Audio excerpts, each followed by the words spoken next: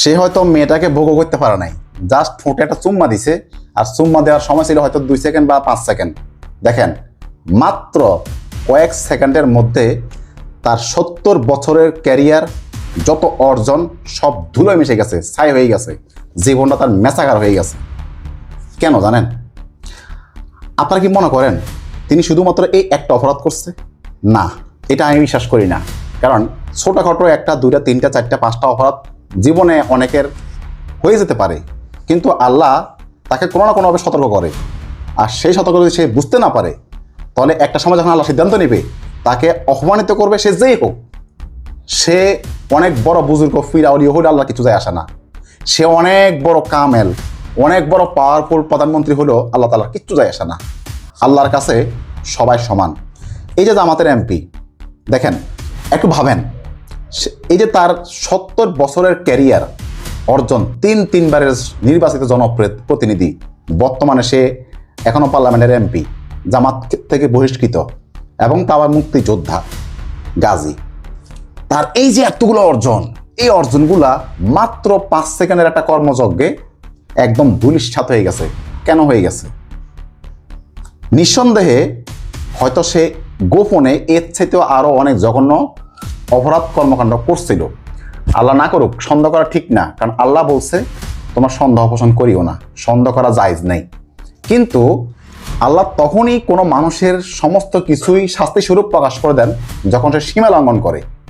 তাই এই জামাতের এই সাবেক এই এমপির, জামাতের বহিষ্কৃত এই এমপির দ্বারা পুরা জাতিকে, পুরা রাজনৈতিক দলকে, বাংলাদেশে যত রাজনৈতিক দল আছে এবং জামাত ইসলামী সহ প্রত্যেকটা মানুষকে একটা মেসেজ আল্লাহ তাআলা চোখে আঙ্গুল দিয়ে আপনাদেরকে আমাকে দেখা দিয়েছে। একটু চিন্তা করে দেখেন তো, আপনার এবং আমার বালেগ হওয়ার পর থেকে এখনো যে আপনি জীবিত আছেন এই পর্যন্ত, আপনি একটু চিন্তা করে দেখেন, আপনি কি কোনো অপরাধ করেন নাই, কোনো গুনাহ করেন নাই? ছোটখাটো, বড়, মাঝারি, নিঃসন্দেহ করছেন। আল্লাহ কি এখনো আপনারটা আমারটা প্রকাশ করছে? আরে ভাই, আপনারটা আমারটা এখনো প্রকাশিত না হওয়ার কারণে আমরা এখনো দুধে দোয়া তুলছি পাতা, ভালো মানুষ। কিন্তু যখনই প্রকাশ হয়ে যাবে তখন আপনার অবস্থাটা কোথায় থাকবে? মনে করেন আপনার ছেলে মেয়ে আছে 2টা 3টা, তারা বড় হয়েছে, তারপর আপনার সামাজিক মর্যাদা আছে, আপনার অনেক অর্জন আছে, হয়তো কোনো একটা 1 সেকেন্ডের ভুল, 2 সেকেন্ডের একটা ভুল, 3 সেকেন্ডের একটা ভুলে সব শেষ। আপনি এই পৃথিবীতে মাথা উঁচুত করে দূরের কথা, বরঞ্চ আপনি আপনার পুরা পৃথিবীটা আপনার কাছে খুবই সংকীর্ণ মনে হবে। তাই সাবধান হয়ে যান, সাবধান হয়ে যান। একটু চিন্তা করে দেখেন, সে জামাত ইসলামের কত বড় একজন নেতা, 3বারের নির্বাচিত এমপি। আল্লাহ তাকে ছাড় দেয় নেই, আল্লাহ তাকে ছাড় দেয় নেই। কিন্তু আল্লাহ তাকে হয়তো সতর্ক করেছিল, কিন্তু সে আল্লাহর ওই সতর্ক সে মানা নাই, হয়তো বা বুঝে নাই, মানা নাই। কিন্তু সীমা লঙ্ঘন করার কারণে আজকে যে মানুষটা সর্বোচ্চ সম্মানে ছিল, সে মানুষটা এখন একটা পিঁপড়ার চেয়ে অদম, পিঁপড়ার চেয়ে নিকৃষ্ট হয়ে গেল এই মানুষটা। তো এরকম ওনার মতোই কিন্তু আপনাদের মধ্যে, আমাদের মধ্যে, আমাদের সমাজে, আমাদের রাষ্ট্রে ওনার চেয়ে জঘন্য আকারের খারাপ কাজ করে, নিকৃষ্ট আকারে কাজ করে কিন্তু এখনো একেবারে দোয়া তুলসী পাতা হিসেবে আছেন। কিন্তু আল্লাহ আপনাকে এখনো প্রকাশিত করেন নাই। আপনার গোপনীয়তা আল্লাহ এখনো সংরক্ষণ করছেন, আপনার গোপনীয়তা আল্লাহ এখনো জনসমক্ষে প্রকাশ করে নাই। আপনি শুকরিয়া আদায় করেন, তওবা করেন, আল্লাহর কাছে মাথা নত করেন, সেজদা লুটিয়ে যান। অন্যের ব্যাপারে আপনি যে আজকে অন্যের বিষয়ে, অন্যের সামান্য একটা বিষয়ে আপনি যে লাফালাফি করতেছেন, ঘেঘো করতেছেন, এক মাঘে শীত যায় না। আইয়ামাম মাদুদাত, আল্লাহ সময়ের আবর্তন করে। যেদিন সময়ের আবর্তন করবে সেদিন আপনি বুঝবেন আপনার হাল কি অবস্থা। মনে রাখবেন, শেখ হাসিনাও বুক ফুলিয়ে বলছিল শেখ হাসিনা পালায় না, ওবায়দুল কাদের বলছিল পালাবো না।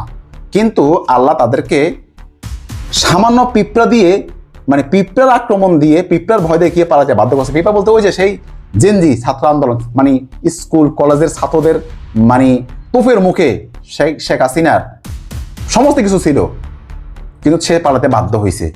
তো আজকে আপনারা যারা বেশি লাফালাফি করতেছেন, বেশি বাড়াবাড়ি করতেছেন, মনে রাখবেন আপনারটাও কিন্তু কেউ না কেউ ধারণ করে রাখছে, হয়তো আপনি জানেন না।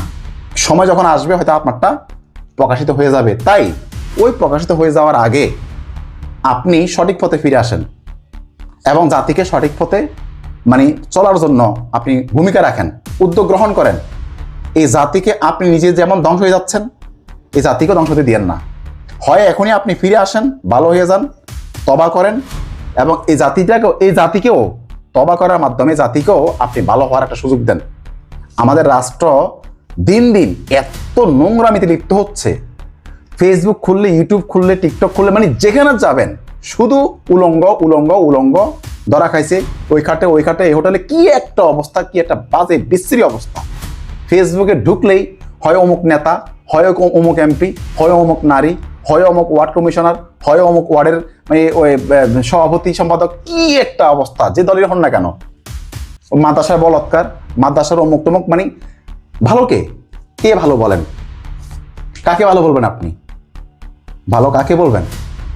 অতএব মনে রাখবেন, আপনি যদি মানুষ হয়ে থাকেন তাহলে আপনি ভালো না। আপনার কোনো না কোনো জায়গায় ঘাটতি আছে, গ্যাপ আছে, গাবলা আছে, কিন্তু হয়তো আপনি এখনো প্রকাশ না হওয়ার কারণে জানি না। আল্লাহ তো জানে আপনার ব্যাপারে, আল্লাহ ঠিকই জানে। মনে রাখবেন, আপনার ব্যাপারে আল্লাহ ঠিকই জানে, কিন্তু আল্লাহ আপনাকে এখনো অভয় দিচ্ছে, সুযোগ দিচ্ছে। আল্লাহ দেখতেছে আপনি কি করতেছেন, আপনি যে জুলুম করতেছেন, আপনি যে অন্যায় করতেছেন আপনার ভাইয়ের প্রতি, একদল হয়ে অন্য দলের প্রতি, ঠিক আছে? এগুলো আল্লাহ দেখে। সো আল্লাহ যে আপনাকে ধরবে না সেই গ্যারান্টি আপনি দিতে পারবেন না। অতএব মনে রাখেন, লিখে রাখেন, এখনো যদি আপনি প্রকৃত ভালো মানুষ হইতে না পারেন, তাহলে জামাতের এই এমপির মতো ছোট্ট একটা কাণ্ড, জামাতের এই এমপি হয়তো আমার মনে হয় না ওই নারীটাকে ভোগও করতে পারছে। সামান্য মুখে একটা চুম্মা দিয়ে যেরকম একদম সব ধ্বংস হয়ে গেছে, ম্যাসাকার হয়ে গেছে। আপনার ভাগ্য যেন সেটা না হয়, সে ব্যাপারে এখনই পদক্ষেপ গ্রহণ করেন।